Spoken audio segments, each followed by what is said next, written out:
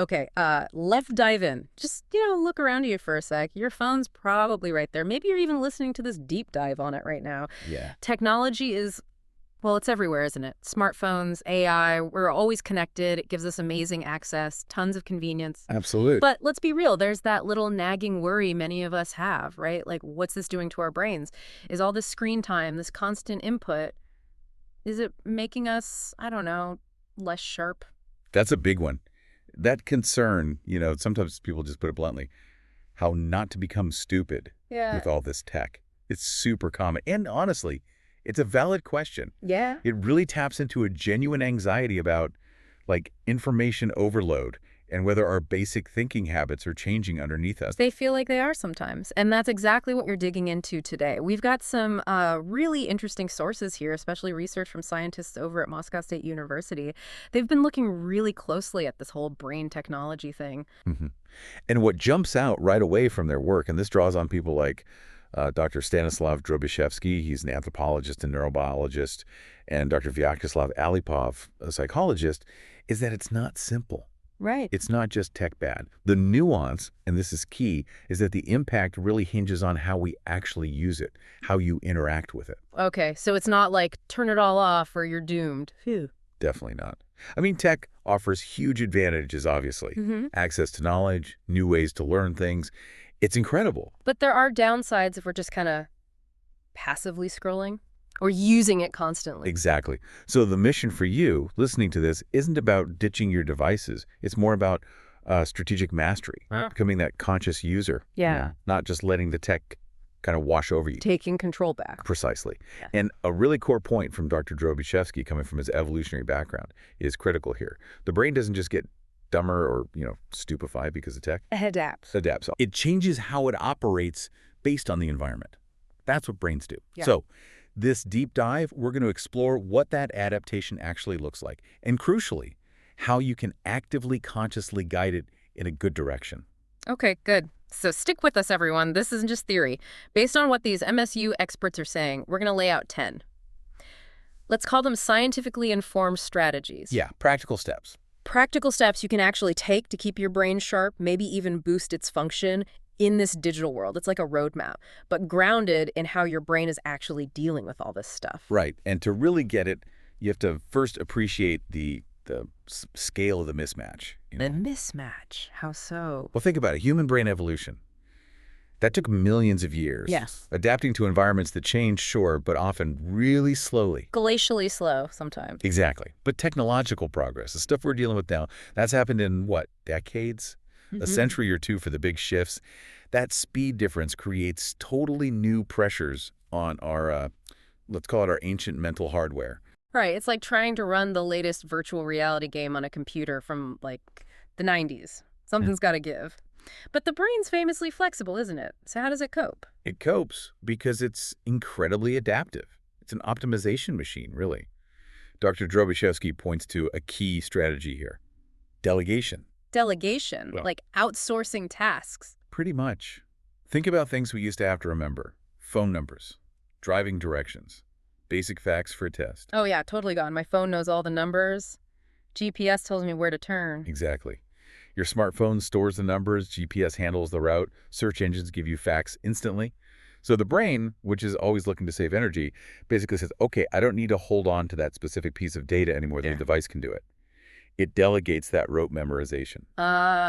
Okay, so when you hear people worry about digital dementia, maybe that's framing it wrong based on this. According to this perspective, yeah, that term can be pretty misleading. It's not like your brain is just shrinking or atrophying overall. Okay. It's reallocating its resources. Yeah. Think of the hippocampus we usually associated with storing memories, right?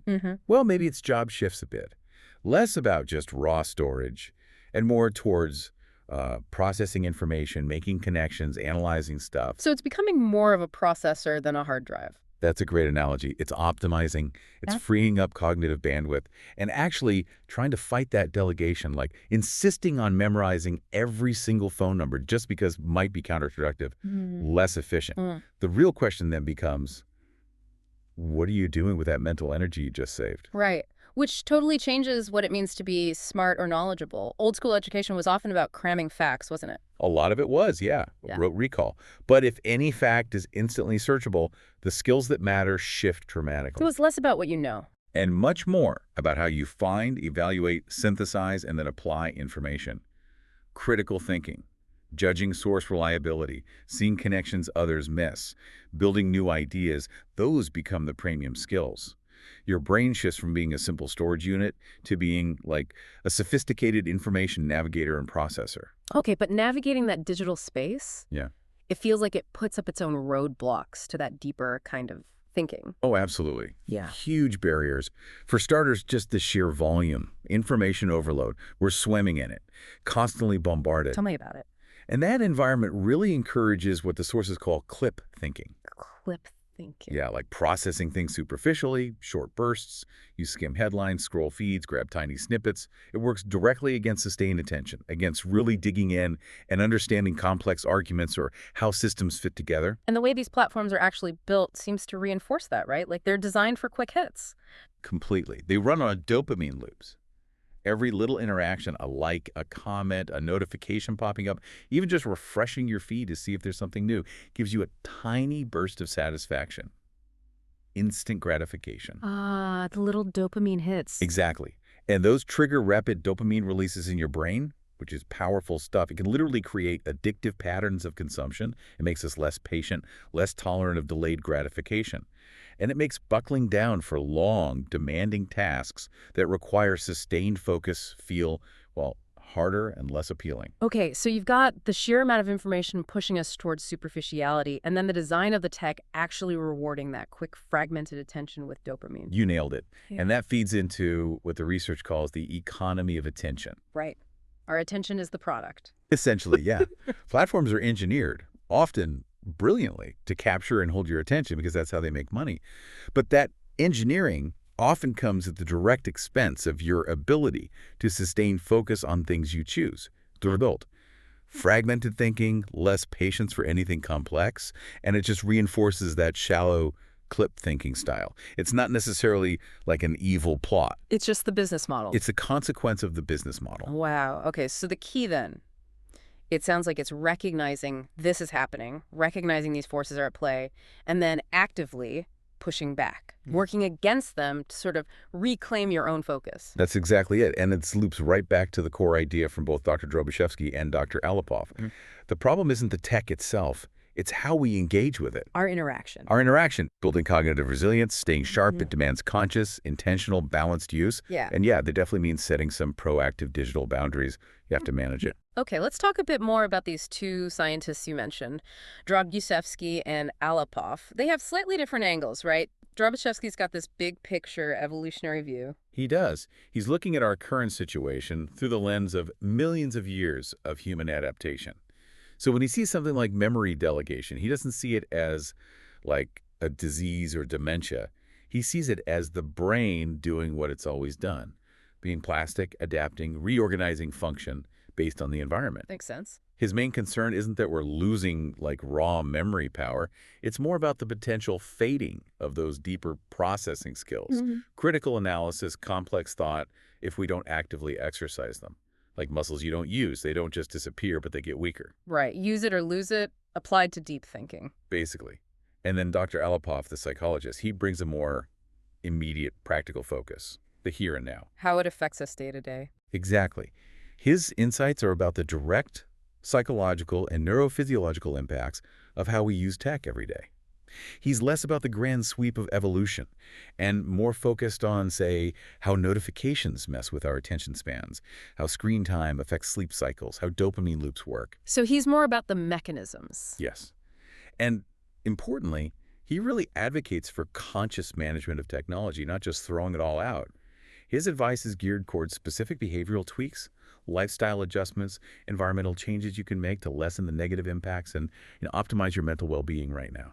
Okay, so you've got Drobiszewski giving us the deep why, the evolutionary context, how the brain fundamentally adapts, and Alipov giving us the practical how the daily psychological effects and what we can actually do about them. Yeah, and their combined perspective is really potent because of that.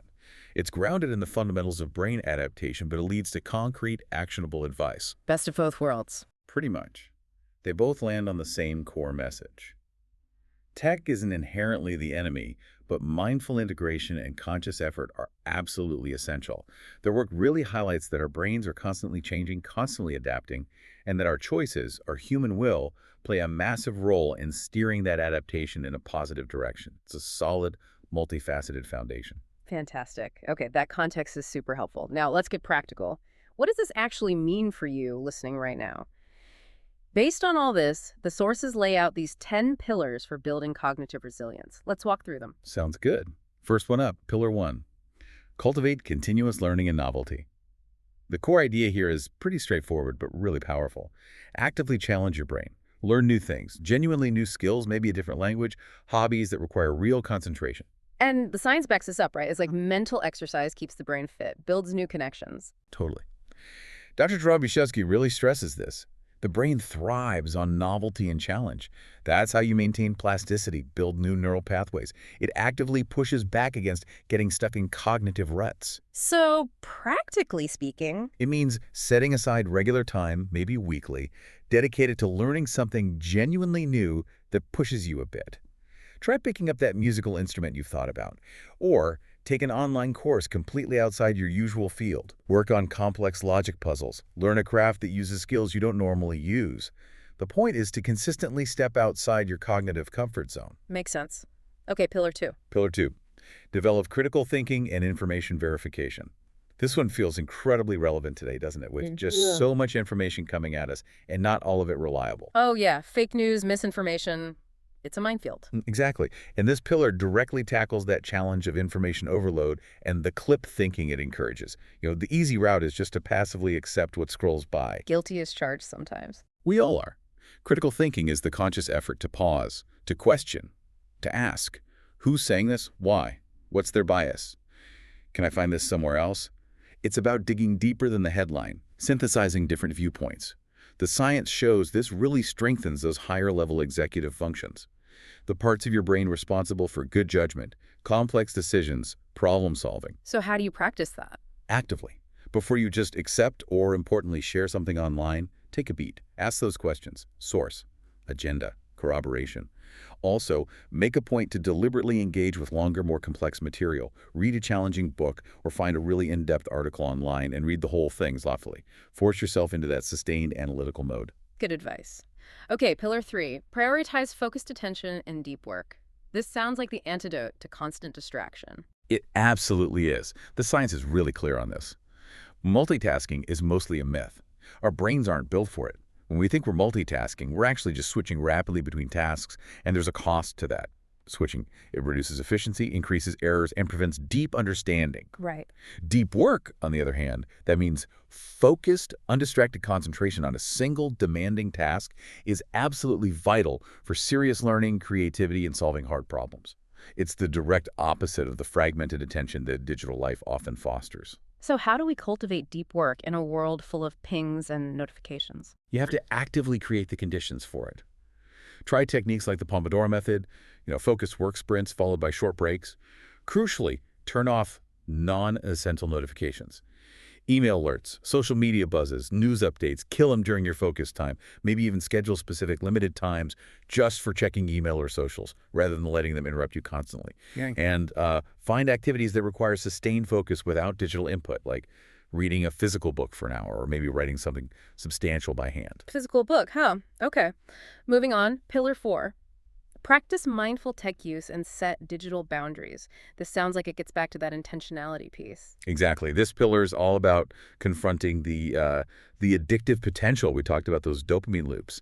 That instant gratification from a notification or a like can literally condition our brains, making us more impatient, more reactive. Yeah. Mindful tech use means becoming aware of those patterns in yourself, noticing the urge to check your phone constantly, and then making conscious choices about how and when you engage, rather than just being pulled along by the technology's design. So what does that look like in practice? Boundaries? Yeah, concrete boundaries help a lot. Try implementing digital Sabbaths, maybe designated evenings or weekend periods completely screen-free, or simple rules like no phones during meals, or definitely no screens for, say, the last hour before bed. Create tech-free zones in your house, like the bedroom. Turn off all but the absolutely essential notifications, and just practice pausing.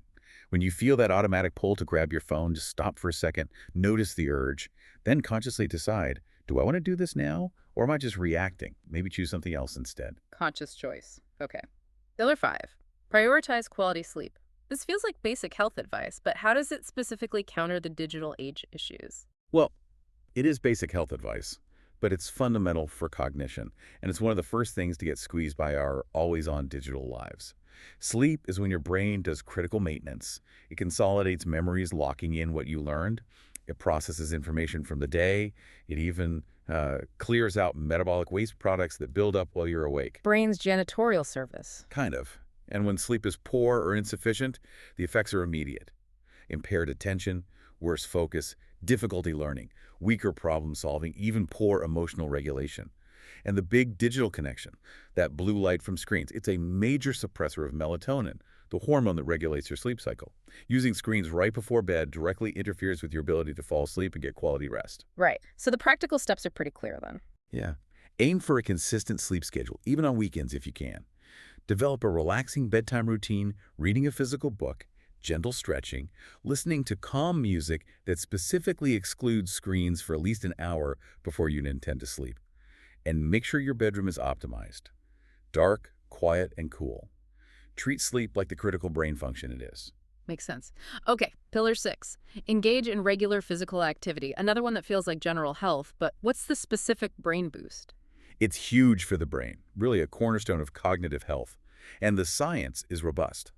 Exercise literally increases blood flow to your brain, bringing more oxygen and nutrients.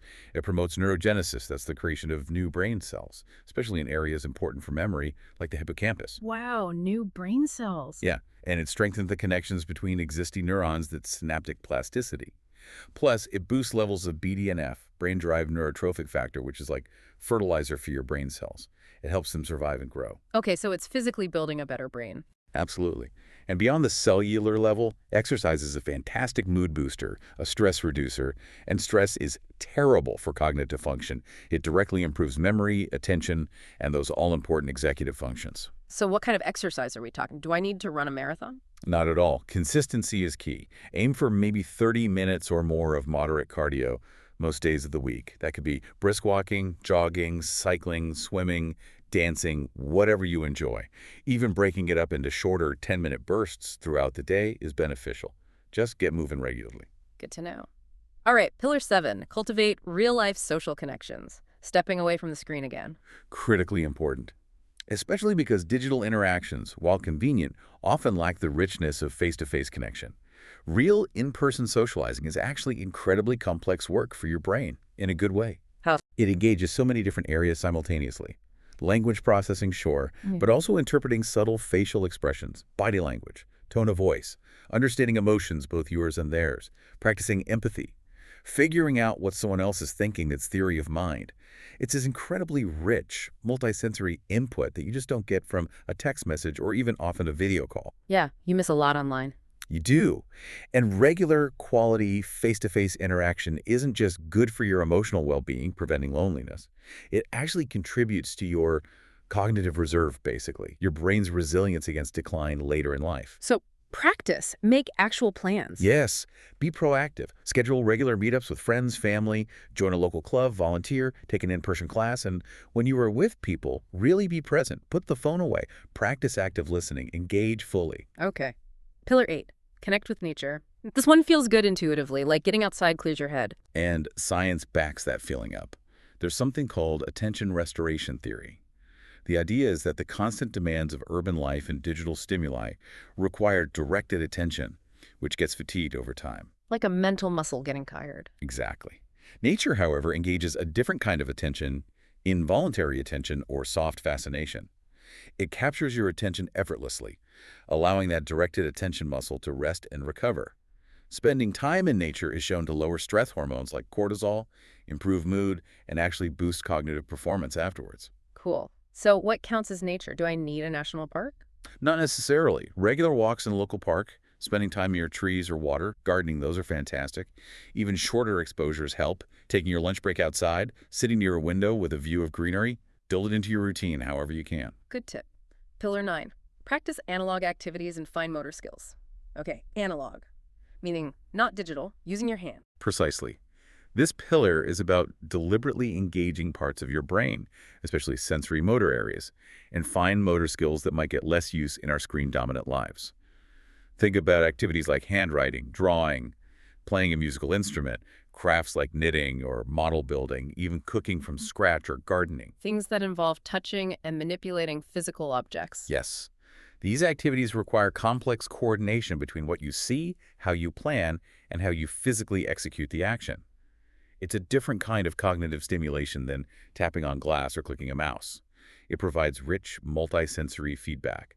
It can improve dexterity, spatial reasoning, problem solving in ways that purely digital tasks might not. So the practice is just do stuff with your hands. Basically, yeah. Keep a journal with pen and paper. Try knitting or pottery, build something, cook more, get your hands dirty gardening.